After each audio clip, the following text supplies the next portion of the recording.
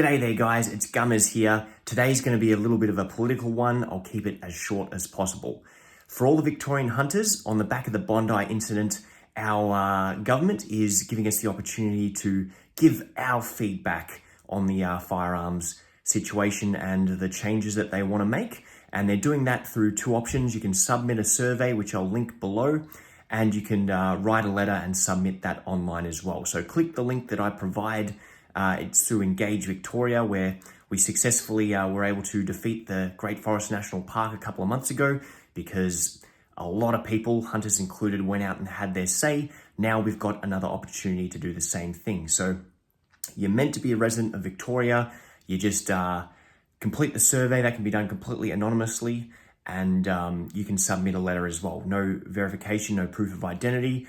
But it is important that you take action because they are going to be looking at the results and considering them. So read the questions carefully. There are some to kind of catch you out, and then write a letter basically giving your opinion on the matter. What I'll do is I'll post some examples of my letters following this. That way you can give them your 2 cents. So even if it gets one more person to take action, and that's person 999,000 going into the 10,000th person, and altogether we're strong in our opinion, I urge you to take the 2 minutes it takes for the survey and then just write up a generic letter saying, hey, the laws in Victoria are currently fine. We don't have a problem with legal firearms.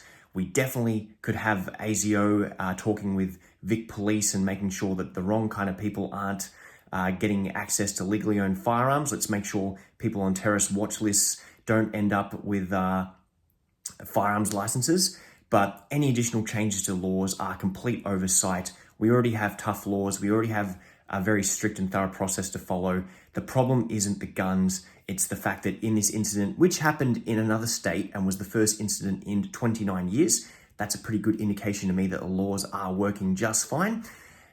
That's a tragedy, yes, but it's not a reason to make changes and put further restrictions on one of the most regulated groups of people that there are. Anyway, that's my 2 cents. Please, please, please do the survey. Okay guys, here is the rapid review of Victoria's firearms laws through Engage Victoria, the official government website for consultation with the public. Basically, you can read the overview here, you can see the definitions, and here's the important thing where you have your say. So there's a 2-minute survey here, maybe 2 to 5 minutes if you read the questions properly. You just click on that one, and do you use a firearms license? Do you have a firearm or a license? What are your purposes? Where do you live? What's your postcode? Couple of easy to answer questions there. Work out whatever you need to. And just be careful of how you read the questions, because some of them are, somewhat designed to catch you out. How well do you know the laws, etc.? Do you think there's any issues? Select all that apply. So just try and be as specific as you can. If you click other, it normally allows you to add your 2 cents in there as well. So take 2 to 5 minutes to go through those. Very, very important.